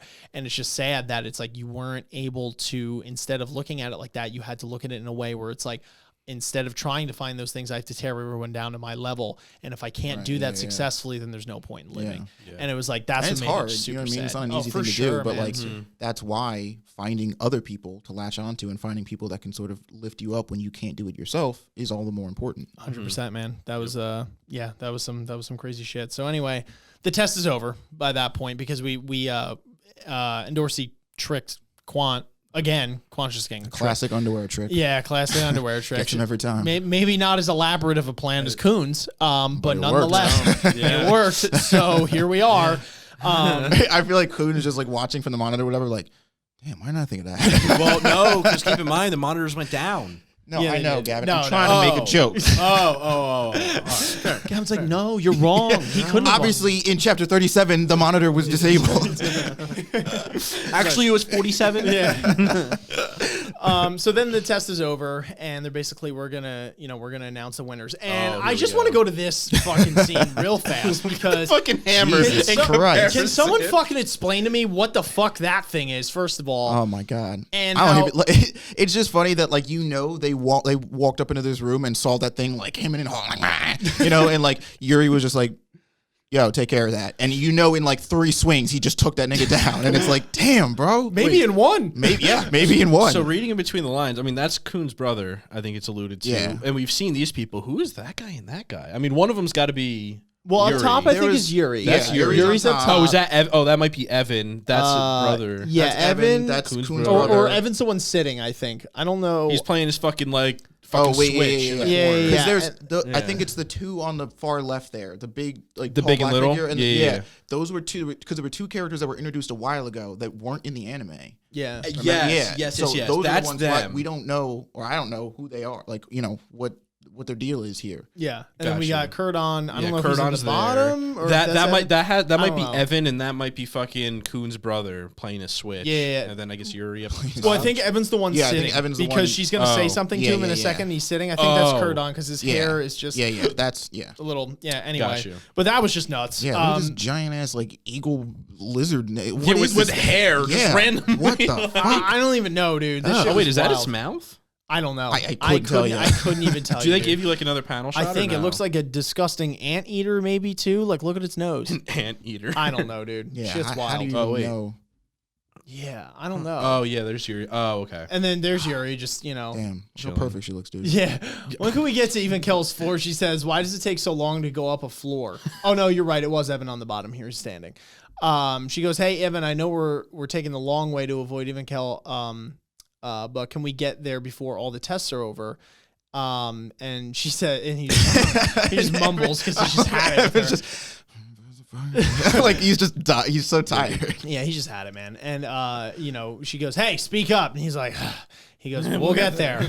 Like relax, very soon.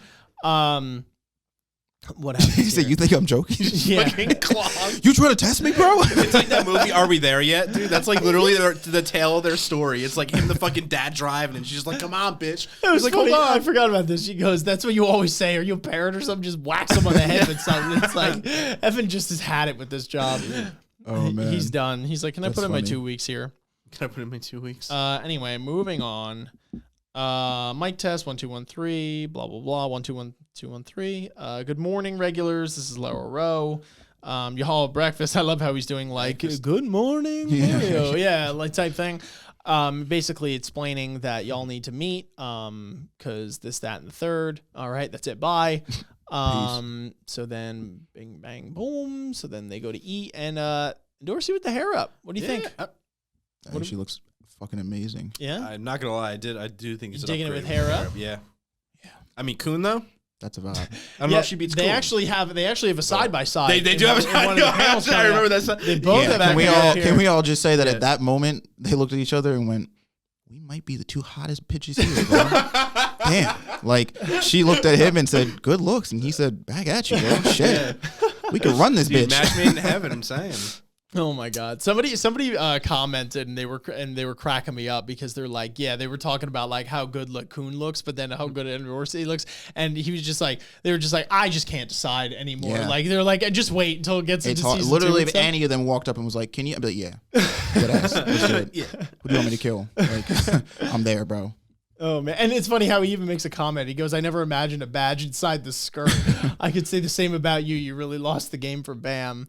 Didn't you promise that you would keep Bam and Rachel from meeting again? Well, I couldn't stop him. And then he goes, "You've ruined everything." Basically, he's like, "Oh, okay." Kuhn's a little upset, huh? Which was kind of, I don't know. I think they're Cool. Like, Subliminal they got a nice. advertising. I died when I saw that. It's just on the drink machine. It has Lara Rowe. I literally did Fucking not awesome. notice that the No? first time. No, I did Oh, not. dude, Yeah, that's the I saw first it too. I That's was funny. dying. Yeah, I was yeah. like, yo, they're just like. It's like even in a world like the Tower, we gotta make money.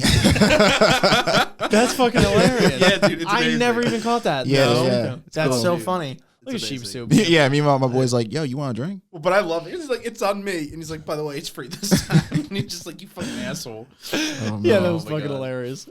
Oh, Anyway, so good. moving on here. One thing I also wanted to bring up, which I think is interesting, is that there are no shots. Hang on, I'm gonna get to this in a second, but I just want to get something real quick.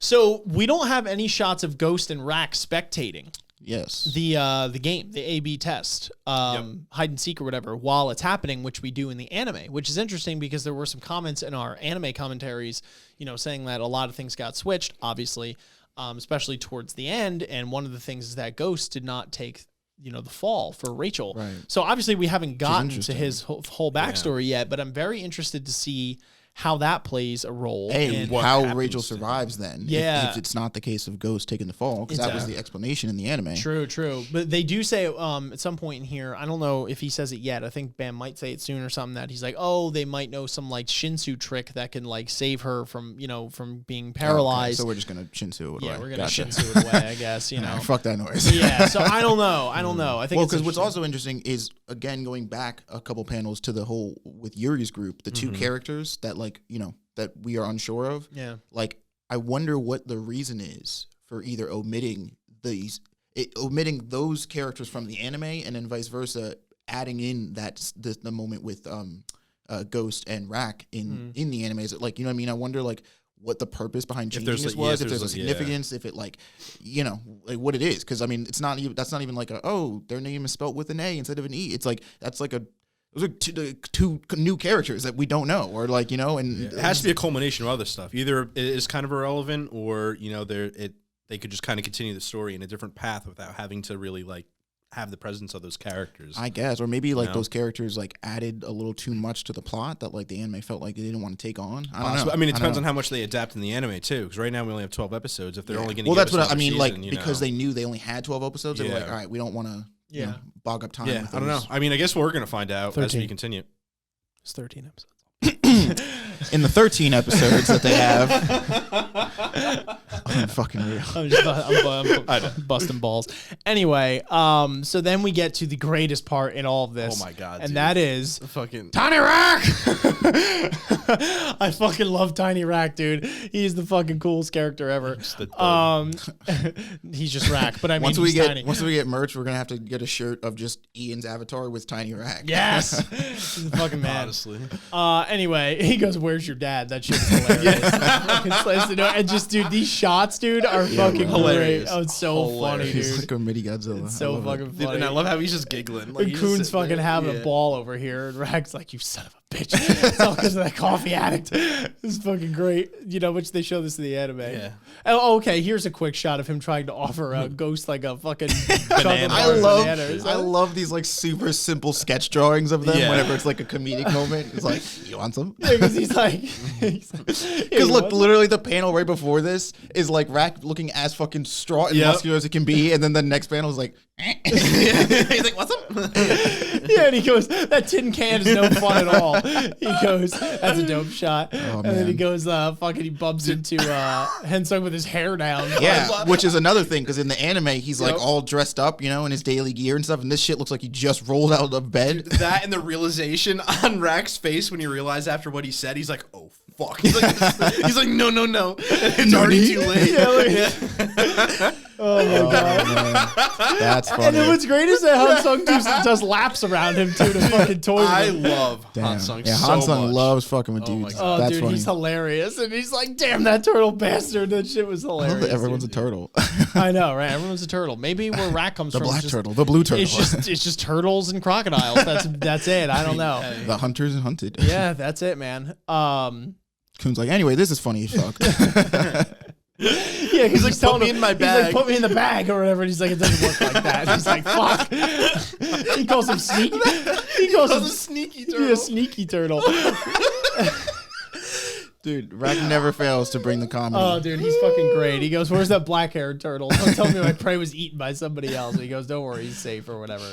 Oh man! But he's like, I don't think he's going to the next floor because of Rachel. He's like, "What?" He's like, "What do you mean? My prey's going to the past tower?" Because of the female turtle. Is it Oh man! Dude, I was dying. Oh man! Dude, I just love the drawings, bro. Wait, bring him here. Oh wait, are you reading from here now? What? Oh wait, no. Scroll down a little bit. Is it mating season? Bring him here. I'll pull out his banana. Oh yeah. And then fucking That sounds dangerous. Dude, fucking hysterical. Oh man! Oh my god! I can't believe it. He's like, it's none of our business, dog. Like, drop it. Or He's like, it's none of our business. But he's simping. Yeah. And Rack's like, I can give a shit less. That turtle's my prey, so I'm taking him. Yeah, like, that's it. I love how he gives that menacing look, but he's all tiny. I can't wait till like 300 chapters later when Bam is strong enough to fight Rack, and then Rack's like, nah, never mind. I don't even think it was going to be 300 chapters, to be honest with you. It might be sooner than we think. Well, yeah. With you. Oh, man. Fucking great. We get that shot again. It was a quick flashback from this this chapter here. So actually, this is where this is something I want to yeah. get into. Let me see. Rack basically calls him useless. He says, you and your rotten eyes. He goes, you were useless before and you're even more useless now. All right. And then this is something I wanted to get into, though, was Kuhn's explanation of his sister named Maria, which in the anime, if I'm not mistaken, they don't really go that into this, if I'm not mistaken. Correct. They go into it a little bit, but I definitely think they go into it more here. Yeah. Anyway, it's a good talking point.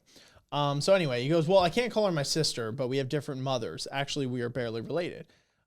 Rack's like, what? Unamused, yeah. He goes, I think that was why she was nice and kind, unlike me. She knew how to care for others. So I guess Kuhn is implying that because she's from, like, her bloodline is slightly different, that it's like my bloodline is just a bunch of dickheads. So it's like it makes sense that she was kinder than I was. He goes, I grew up as part of the main family that was disputing over power every day. Yeah, that's why. She was an alien, but also a miracle. He goes, I believe that she deserved to be the one to stay by the king's side and relish all the happiness, and I succeeded in her place next to the king.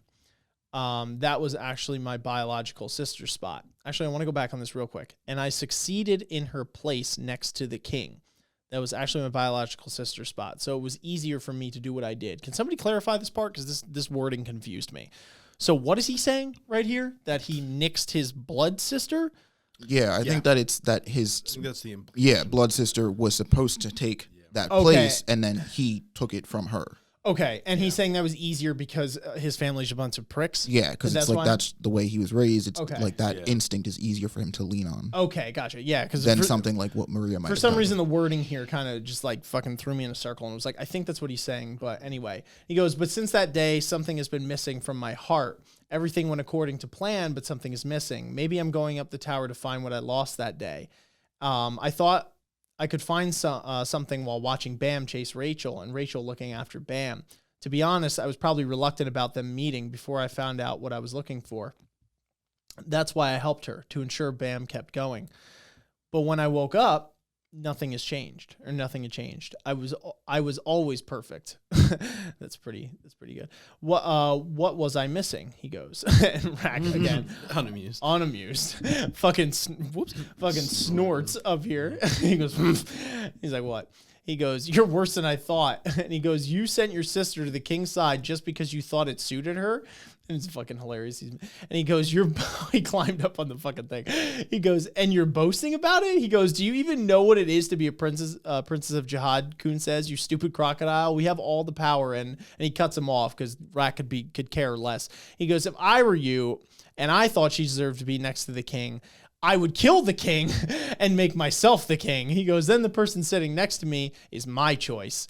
And then, he tries to be like, yeah, that's just not realistic. And he goes, I think what you lost that day is your banana, you idiot. Basically saying that he just doesn't have balls, which is great because it's like, Rack, again, I love Rack for this reason because he serves as a lot of comedic relief and he's just a fucking awesome character design. There's plenty of things that he does that I find great. But he's also really good at giving people, like, especially Kuhn and Bam sometimes, like, letting them have it and, like, telling them the shit that they need to hear. You know what I mean? Kind of like a Serena style vibe, but, like, way different. You know what I mean? And maybe not as deep, per se. But, like, it's great because he's, like, the antithesis to Kuhn in that he doesn't, like, it's all instinct. It's not, you know what I mean? It's not this, like... Yeah. It's like thoroughly fucking thought out plan. Yeah, there's like a lot. Think. Yeah, exactly. Like, Kuhn thinks about everything and Rack doesn't. Yeah, so and it's perfect, like it's fucking great, man. Because he's just like, you just don't have balls, is really it. Which I thought was fucking hysterical because Kuhn's trying to explain like the political workings to this, and like, although Rack, obviously is not fully in the loop here, and what he's saying to do in some sense is like sort of unrealistic. Due to the fact that like Kuhn can't just waltz up into Jahad's house and fucking axe him. You know what I'm saying? Yeah. Like, and Rack doesn't fully understand that. Like, what Rack is implying, I do feel is true to an extent that it's like, he's like, Kuhn, you need to like nut the fuck up instead of going through all these backwards channels to do some shit. And it's like, you're trying to like suit everyone into your like chessboard here. Right. And it's like, you know, everyone's like a pawn in this game. And it's like, okay, you thought this would be good for her, so you put her there, you had to fuck over this person. Like, you have trust issues and all. And it's like, how about if like your heart says to do that, to lay it all on the line and try and do it, right? And it's like, he doesn't say it like that, but I feel like that's what I get from it. And I feel like that why Rack, to me, is someone that's needed, right? Especially in this group. Yeah, well, it's very much in line like with what Bam's sort of his whole methodology here, which is like follow your heart, not logic. I don't care what the rules tell you to do. If you feel and think something's wrong, don't do it. Yeah, you know? yeah. So anyway, he Bam comes in and he goes, "I have something to tell you." I'm pregnant. Yeah, I'm pregnant. Like, well, this was a fucking monkey wrench into our operation here. If anyone needed their day ruined. So anyway, he comes in, he goes, Rachel might not be able to walk anymore. This is where he explains it, what I was saying before. Yeah. Bam, bam, bam, boom, boom, boom. Come on. He goes, I heard it's curable with Shinsu, but it takes time and it costs a fortune. And besides, we need an expert. So I think... And Rack is just like, no. He's like, you're my prey. You can never go up this thing. You can't leave it. It's so funny because he's like up to his fucking abdomen. Yep. And he goes, I'm going to be Rachel's legs. And he goes, you can't give up your legs. He's like, going to like cut his legs off and give it to Rachel. Like, wait, what? And this shot right here, dude, is actually gold. I fucking love this squad here. And he goes, I'll be Rachel's legs and help her go up the tower. So this is when he really makes the decision here. Like he really made the decision when he decided to help Endorsi, I feel, but this is when he puts it into words. And again, it's nice to sort of like mirror against the conversation that Rack and Kun were just having, where Rack is like, you need to follow your instincts. Because with his whole situation, he's like, if you felt that this girl was right for that spot, you should have put yourself in a position where you could give her that spot. And that's exactly what Bam is doing with Rachel. And so that's why Kun has this moment where he's like, oh, fuck. Like, And that's exactly why Kun was doing this to begin with, because he wanted to see what Bam's decisions are going to be moving forward. And now that he is seeing that, he's going to try to use that to move forward in his own problems.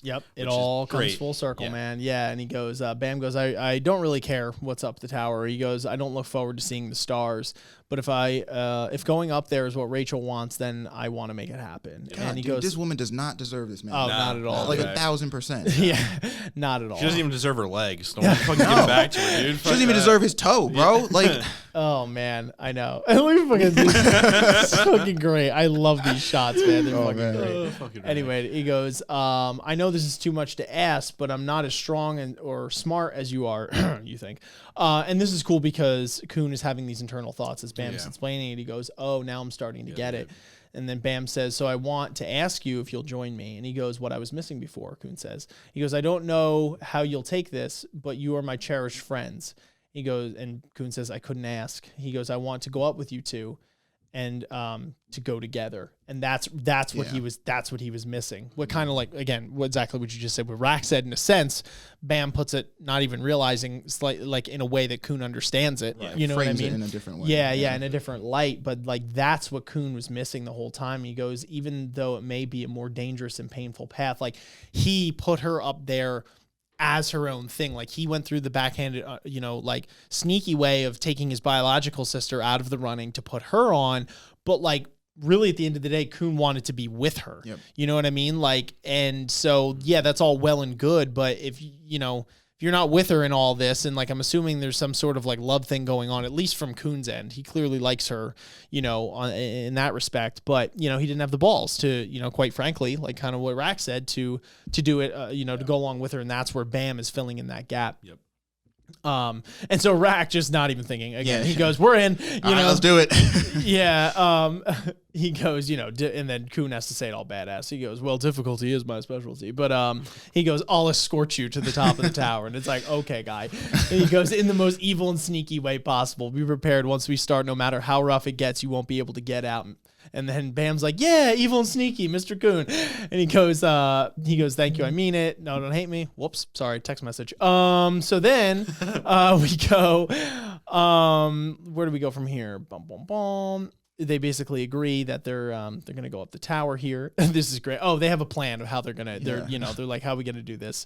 I can't get enough of these fucking shots, dude. They're fucking great. And this is cool because it kind of. I don't know if it's like they're meditating or something like that, but it kind of like parallels because they're in the room, but it's like it's implying that like in their mind's eye, it seems like they're here. I don't know. I think they have a comment to it like a little bit later. Do they? Down. Yeah. Something about like the wallpaper. Oh, okay. He goes, let's talk about how we're going to make to the top of the tower. I think the background. Oh, Yeah, there it okay, is. there we go. I think the background was a bit strange a while ago. Crocodile already passed the test. Bam will probably pass the test. Problem is Rachel.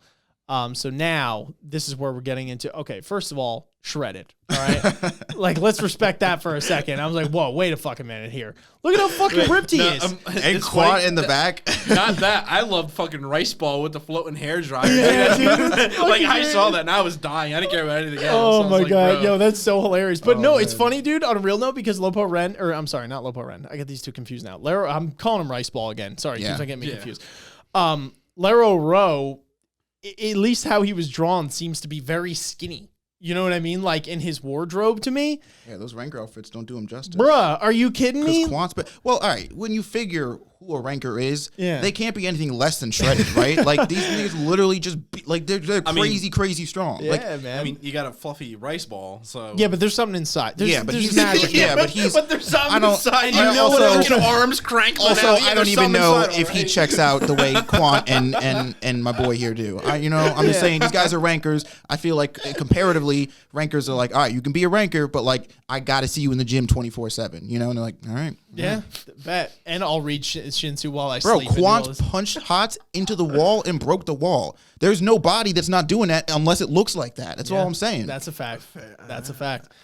Yeah, dude. All right, listen, Calvin. You got to be ripped to make it to the top of the tower. okay? He's like the special enforcement agent under Jahad. He's like literally stronger than And them. you know that his soul is ripped. Okay.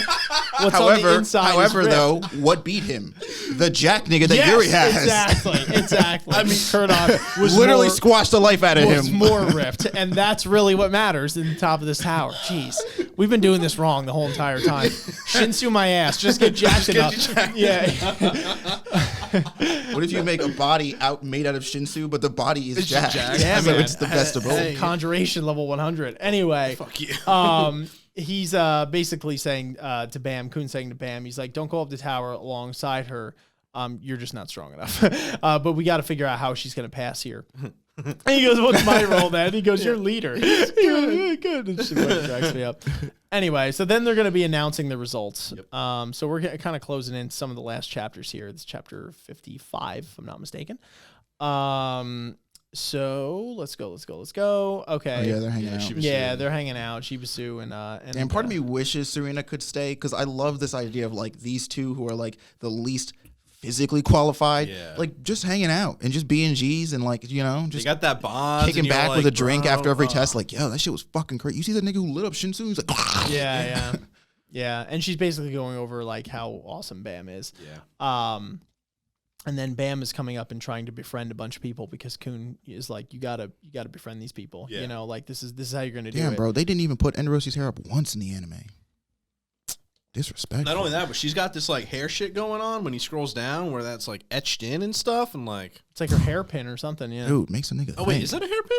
I don't know. It's gotta be a hairpin. It could be, or she has it, or she has her hair shaved down on the side of her head. I don't know. Whatever. It's cool. Here's what I'm about it. Yeah. Pretty dope. She's explaining Rachel a little bit, and she's like, "Yeah, I don't know, whatever." And you know, she's like, What do you think of Rachel? Yeah. She's like, I don't really see anything here. But Bam basically explains to her that I was built on, or I'm sorry, I was built. I was built. I was Before anything, I was jacked. I was built. I get on it, a Ian. tower. Enough. And then the war for Cybertron came. Yeah, no, fucking, he's like, I was born basically in dirt. So I built more dirt on top of dirt to try and get to this light. And then I got to the top. Which was covered by dirt. Which was covered by dirt. And then I realized the dirt was too heavy. And it was A lot of dirt in my past life. lots Not gonna of, lie. lots of dirt. Yeah. So And then one day the dirt moved. yeah, so I cried and then made the dirt wet and we made mud. No, so fucking you know, he was like, I was about to give up, and then all of a sudden the stone moved and it was Rachel. Which kind of weird. You know what I mean? Like I'm like, Yeah, Like, what was what's she the doing? f- What's yeah, she looking what- for? what's Because the we f- know Rachel is not about this generosity or any semblance of like goodwill. So like, what was she looking for? Yeah. Not only She, that, like, how the thinking- fuck she moved that stone? Would you deadlift that shit? Like, Well, fucking, I like, don't know. Well, yeah. I mean, you get tiny ass Rachel pushing a fucking boulder. Well, it might have been like a lock or something on top. Like I'm thinking. I think it was like literally just an average. Like I don't think it was any like giant ass boulder. Yeah, Pretty sure it was something it's she probably a could've stone moved. that was just like locked in place. I don't know. There's a lot of weird shit going on, and I don't trust Rachel at all. Very true. Obviously. Yeah, she can die. Yeah, she can die. Anyway, so then we go more kind of behind the scenes. We get to see fucking Lara Rowe's sweet pad. Ooh. Look at this, dude. Fucking awesome. Oh. Look, I'm just gonna say it. This man gave up, or what I'm assuming is going to be giving up, this sweet ass pad, whatever gym membership he's got that's got him looking like that, all in pursuit of the truth. Yeah, dude. Don't say there ain't no stakes, man. Bro, this man is living the life, bro. He is living the definition of comfort, bro. And he was like, you know what? Fuck all this. I gotta find the truth. And it's like, my nigga, bro. He's a G. He's a G. Damn. He really is.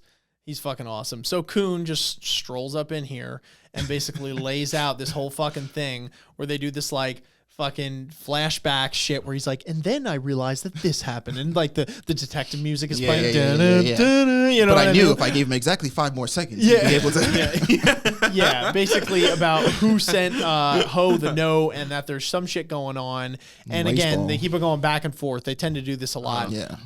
Where now Rice Ball is underground or wherever the fuck and is talking with someone who's higher up but under Jahad, I guess, and is going through the plan to be like, all right, Anok's getting whacked. Like, that's it. So fucking... What's the plan, boss? Anok's getting whacked. Just send the word. I feel like this is Always Sunny in Philadelphia title. Like, Anok gets whacked. Oh, God. But anyway, that'd be great. So anyway, fucking Hansung comes in, and fucking this shot is just eerie as shit. And Lopo Ren, or Rice Ball, as better known, starts fucking laying the law with him and talking about what's going on. Where really it's Hansung laying the law, because Hansung's like, okay, I know everything that's going on. You're dumb. You look dumb. And he's like, your fish looks dumb too. And he's like, but you're lucky, because even though you look fucking dumb, I'm going to help you anyway. Okay, because I'm feeling generous today. You're stupid. Your face is stupid. You look stupid, and your fish is stupid. I win. Yeah, basically. Because the fucking Rice Ball with this creepy ass fucking smile. He's like, oh, I'm going to send my eel after you. Yeah, or whatever. Oh, my ear going to eat you. Yeah, he's like, I get to fight you. Because there is this air of, you know, mystery that surrounds Hansung, which I believe we talked about before. But basically that Hansung is way more powerful than he, A, leads on, and B, like, he could be ascending way. Like, basically he could get promoted, I guess would be the term, right? Like, he could go much higher, but he chooses not to. Yeah. And obviously there's a reason for that, because as we see, like, the higher you go up the tower, the more like you live in luxury, you're doing all these things, like you're well respected. Something about like this position that entices him. Exactly. Which we learn later. So we don't know exactly what that is. The girl here. Oh, the actual G. Yeah, the actual looks. Ryun, right? Yep. Ryun, that's my girl. Fucking smacks that machine. Yeah, like, it works because this is a cartoon. Kun's like, God damn it. Yeah, Kun just fucking whacks his hand on that thing. But then they talk for he's kind of, this is again his conversation with Lara Rowe. So he goes back and he's telling him, I'm not going to go through the whole damn thing, but how he pieces together that it wasn't a regular that sent that message. So he's like, something's going down here, something bigger than all of us. You know, he's like, we got to figure it out. And this kind of sparks the, the ignition in Lara Rowe to be like, okay, maybe you're onto something here. I don't know what's going on. I'll give some thought. So he's going through, he's talking to basically everyone, right? He's like, I deduced it wasn't Endorsi. I deduced blah, blah, blah. Sleepy, Quant. I'm talking to everyone. Fuck, he talks to a lot of people. Shit. Yeah. Give me a second here. Oh, yeah. And then how his plan really was perfect, because it was to, what does he say? Hang on. I want to go back to this for a second, right? He goes, in order to eliminate... it was like him, just like the foundation that he laid for like sabotaging the test. And oh, yeah, he said that he'd eliminate the blonde light bearer if I made Team A lose. If she's gone, there's no best seed, and I'd surely pass. But, yeah, I don't know. There's a lot of shit going on. There's fucking... Kun's just one crafty dude. Yeah, so anyway... Smart ass, bro. Yeah, he's a smart-ass dude. I just saw a comment that said he'd give Eisen a run for his money, which is totally true. None of y'all niggas know who that is, but... yeah, I was literally like, he's from Eisen. Bleach, and he's kind of like got the vibe Kun's got, where he's like a super crafty nigga. But like, I think Kun would give Eisen that. He's smart ass motherfucker, bro. Yeah. So a lot of this now, again, kind of going through the end of it is behind the scenes, right? Who placed the letter? It wasn't a regular. Let's deduce this. Like, what was my plan? And then fucking Rice Ball shoots an eel at fucking Han Sung, and Han Sung's like, I have a bigger eel, so I'm going to eat that's your eel. cute. Yeah, he's like, that's adorable. So fucking he goes through. I think it's a cool shot. Literally just looks at. He's it about and to be eaten, dead. and then Han Sung just literally like just blinks at him. And whatever the fuck that thing is, just fucking annihilates that thing. Oh my! I'm just thinking of that scene in Star Wars: The Phantom Menace where fucking their Qui-Gon and gang are fucking going through the water in that like boat thing, and then the fish is behind him and it's about to eat them, and then just a fish that's like triple the size just eats that fish, and Qui-Gon just goes, "There's always a bigger fish," and I just always remember that fucking quote, and that's exactly what fucking weird. happened here. Sorry, I'm a weird guy, but fucking No, I just mean of all the things to remember out of that movie, I don't. That's such a. I didn't remember that. It's such a random. thought it was a funny comment. Yeah. It was funny It was a funny comment. It was funny commentary. And I was like, damn, that was deeper than someone might think. You know, so always a bigger fish out there. But then we see what appears to be, I guess, Lopro Ren's real form. I don't fucking know, dude. He's just a bunch of tongues. Yeah, He's what got is this thing, another bro? head in there. I don't know. That's something I would have Head liked game to on see. point. Yeah, head game on point, dude. He got multiple tongues. Yeah. Anyway, Endorsi, where are you? No comment. So then we that's move gross. on, and then Han Sung says, "All right, I'm gonna help you." Yeah. Done. Square. We don't know. All we know is Han Sung. And my notes here. All I have is Han Sung is OP as shit. And what the fuck is he planning? Because like we don't get it at all. Yeah. So weird shit going on with him, and excited to see where that goes. Ghost looking like a G here. Fucking love Ghost. I actually hope since they went a different route in the webtoon. I mean, who knows? That But he that actually like has a presence. yeah, that would be fucking cool Yeah. because I think he's fucking dope, dude. He is fucking enormous, dude. Has He's some dope-ass armor. ass, dude, and his hair. Look at that hair. Fucking Goldilocks flowing. But anyway, wait, wait. Ian, you're blushing. Relax. Sorry, he's fucking badass, dude. He's badass. Anyway, so what happens here? Oh, he's explaining to him like what the tests are about, right? He says, All he the says players this in the test. There's definitely something off about this test. Laro says, right? He's like, you're right. There is something off. He's like, Green April, Black March, 2 Jahads. You know, girl who's an irregular and a boy with dangerous talents who's chasing her. You know. And I think he flashes back to, don't you get it? The test is not about finding the talented. It's about sorting out the dangerous from the tower. And then sips coffee. But he's like, maybe there's still a way to allow Michelle to participate in the next round, he says. And he goes, I need a little more time to figure it out. You know, but, you know, we're going to get there. So I think, and then Han Sung kind of has a little inner monologue here. He goes, I have a long way to go. I didn't think I'd be this excited after going head to head with an upper echelon ranker. And then, you know, he says it's time to announce the results. And then he has to like go into this form where he's like totally fine with everything. Oh, that going coffee cup was amazing because there was a comment where that's literally like an endless like chasm. on. Is it really? Yeah, that's literally the coffee in the middle, and it's like indefinite. So he's literally just what? sipping like an indefinite cup of coffee. Oh, that's sick. Yeah, at least I don't know. I saw a comment, and that's what they said. They're like, "Yo, you're just gonna Yeah. like literally not recognize the actual my man- endless supply of coffee." My man, broke out or Yeah. you know broke the chain of like, how do I solve the problem of always having to get another cup of coffee? Yeah. I'll just drink the Yeah, same. it's cup almost forever. like Bam's briefcase, just like in Yeah. cup form, and he's like, Whose "I'm just briefcase? What did I say? Bam's. You said Bam. Oh, ooh, Jesus, fucking Christ. Bam ain't Oh my on that God. level. Bam's like straight up default character still with like fucking, like you taught him like one destruction Yeah, spell. Bam at the can swing a beginning of the stick, Yeah, and then if right. you get him on, if you get him really riled up, he just blasts you with enough shinsu to like Yeah, right. level a Yeah, small yeah. city. He's kind of like a glass cannon. yeah, for sure. You look at Rachel. 0 to 100 real fast. For real, right?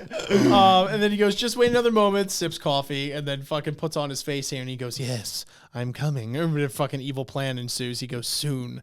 He goes, a tsunami that will shake this tower will unfold right here. Obviously referring to Bam, I think. This is slightly off topic, but if they ever come out with a cup that can like refill the drink that's in it by itself, that's it, Bro, I think We're we'll be done. on a new planet. Yeah, Oh, we're over. We're That's on it. We're on a new level. Yeah.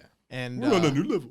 Yeah. Anyway, so then we go to the Hansung last and chapter Ero. here, where Hansung is kind of giving him the lowdown on everything. And actually, this is something I want to go over real quick. So what does he say? Excuse me. Lero and Hansung, sorry. And he basically says, finally, the last test for the regulars, but this crop of regulars were all good. I don't really want to drop any of them. And he says, maybe I've gotten too close to them. And he goes, Director, yes, the danger of the tower that you mentioned before. Are there any among these regulars that you deem dangerous? And then basically he says, Hansung says to him, do you know when they began these types of tests on this floor? No. The tests here used to be similar to the tests on the other floors. The administrators' chosen representatives tested the irregulars heat on shows.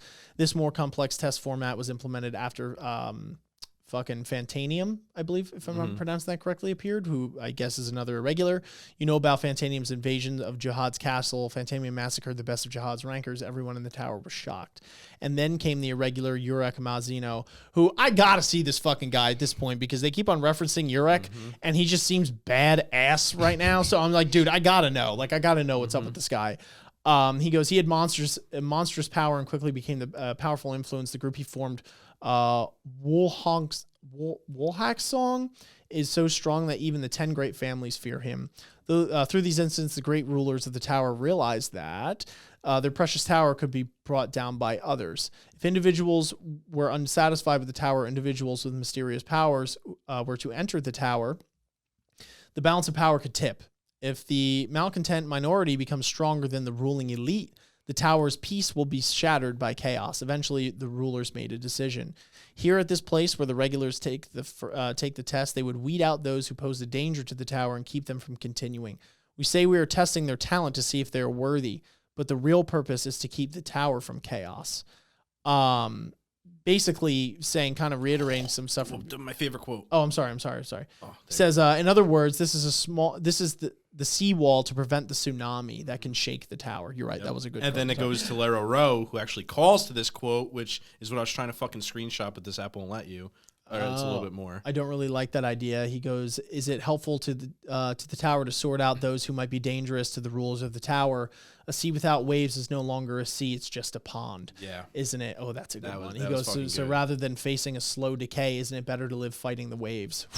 Heavy. Which again is kind of just calling to point the whole existence of this tower, right? Yeah. And by proxy, the whole existence of like the show and like the story, which is that like, you know, people come to this tower or are chosen to climb this tower because it's like, hey, you'll get, you know, great power and become God and get all your riches. But like, it's really just a way for the people who are already at the top to make sure that they stay at the top for as long as they possibly can, right? Which is by telling, you know, lying to these people and telling them they'll give them all this stuff, but really just killing. This is a game. This is literally, to King Jahad, nothing more than a game. These people's lives mean nothing. It is a way of securing his power for as long as he possibly can. Oh yeah, 110%, which is like every downfall of I could go into it, but so it's interesting shit. And then basically Lero Rowe hits us with that knowledge, and Hansung's like, you could just quit if you don't like it either. And he's like, oh damn, I really like my job though. He's like, if you don't like do it, I still get the gym membership? Yeah. He goes, even without you, the floor will be carry on unabated. So that's cool. And Lero was like, wow, thanks. He's like, yeah, wow, best boss ever. Yeah, right. He's like, all right, let's get to work. So I then really feel valued at this job. Yeah. For real, you right? can just quit, nigga. It's like, all right, whatever. The company does not give a shit about for you. real. Even Lero Tower Rowe. of God Incorporated does no longer sees you as an asset. Yo, for real, right? It's so fucked up because it's like it's actually scary how true it is and how much it parallels real life. But anyway, so that was a wild quote though, right? Because it's like we see these irregulars are literally like some of the sole reasons that the tower's whole foundation shakes, right? Yeah. And it's like, and like everything gets swapped, you know, and it's just like their fight or Jahad's fight or whoever's to keep it this way, but these irregulars will come in and just shake everything. Well, not only that, but for foundation. me, it solidifies where Hansung is in this world. You know, in the anime, I feel like they make him more obscure with his decisions and his intentions on what he's trying to fulfill, you know, with his duty in the tower. And with that interaction, it made it very apparent that he is doing the things that he is doing because he believes that, this is one of the most important positions in the tower because it is essentially up to him to figure out who is too OP and who shouldn't be who shouldn't move forward in the tower's progression, which has led to be problems. So in his point, he doesn't want a promotion because he wants to be that decisive factor, almost like playing God in a sense, to where he decides if people are too strong or not. It's all up to him.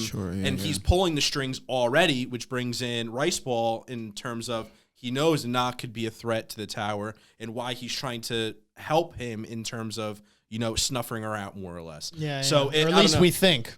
It seems pretty solidified because, like he says to Lero Rowe, if he doesn't agree with the way that things are getting, held out, he could just as well leave and go on his other route, which doesn't look like he's about to. I'm thinking he's got some like double agent type shit going on. That's my theory. I'm thinking that at some point Rack is just going to storm the tower with all his boys and his homies, and like a sea of crocodiles is just going to take over the tower, and then everybody has to eat chocolate forever. Yeah, I mean that's where my head's at. I'm just saying. Anyway, so then this was a funny scene that I wanted to highlight real quick. Coon comes back, and Rack's like, where the hell did you go? And he goes, I told you I went to go find a way to get Rachel into the next round. And he goes, yeah, right, I know you went to poo. He goes, you're just too embarrassed to admit it, aren't you? He goes, you want to die, crocodile? And he goes, so did you find a way? And he goes, yes, he did. And you must have pooped.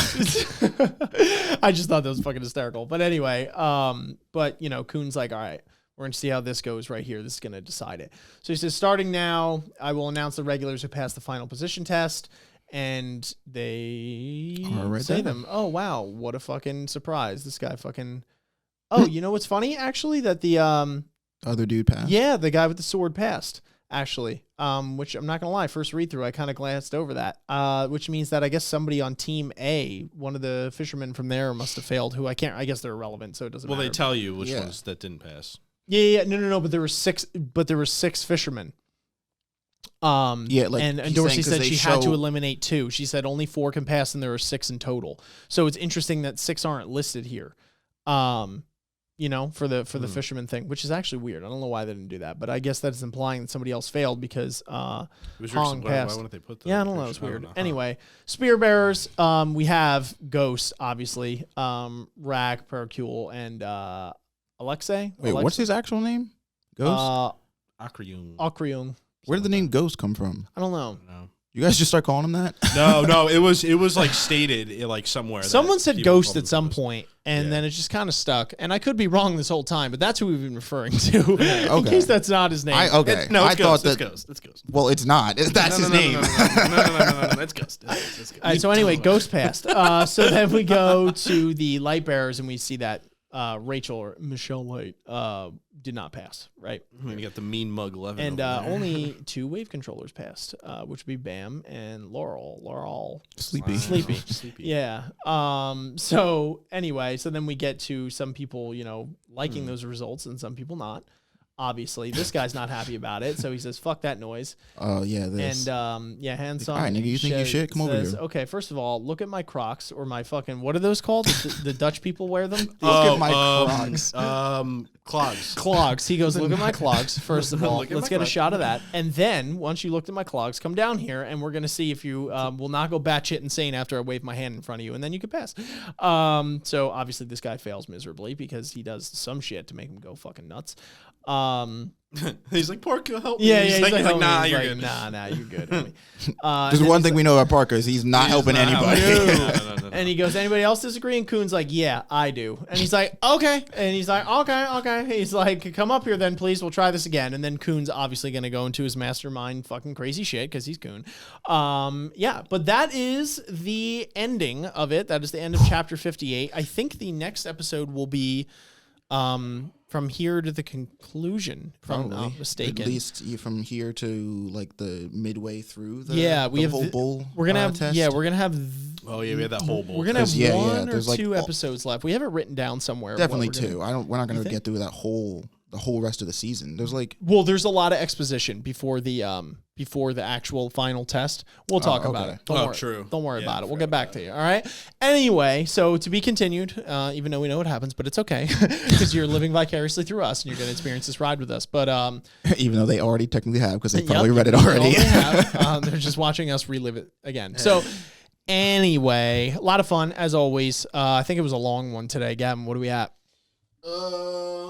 Almost 2 hours, but we gotta. Well, don't keep in mind we gotta edit some out because technological. Wow. Okay, that's a long one. You guys said you were cool with long ones. Yeah. If y'all really fucking with these long episodes, fucking say so because Yeah. otherwise we might have to cut these. Like, Yeah. Anyway, no, a lot of people have been great. Keep on Yeah. commenting your thoughts, your feedback. It really goes a long way. Let us know what you thought of this discussion, you know, and any suggestions that you guys might have, and, you know, what you're excited to see in the future, any favorite parts from this discussion that we had as well, and the chapters that we went over. But yeah, if you guys like the content, you know the drill. Make sure you get like, subscribe, hit the notification bell, hit us up on socials, hit us up on Patreon, hit us up on your favorite podcast platforms. But until next time, we're going to catch you all on the flip. Peace. Later. Hey folks, thank you so much for listening. Don't forget to like, comment, subscribe, and hit the notification bell so you don't miss our new episodes. You can follow us on Facebook, Twitter, and Instagram at AoA Podcast if you want to keep up with our content or suggest new ideas for the show. you can watch us on YouTube or listen to us on iTunes, Spotify, Google Play, Podbean, and more. Thanks for tuning in, and we'll see you guys next week to talk about all things anime.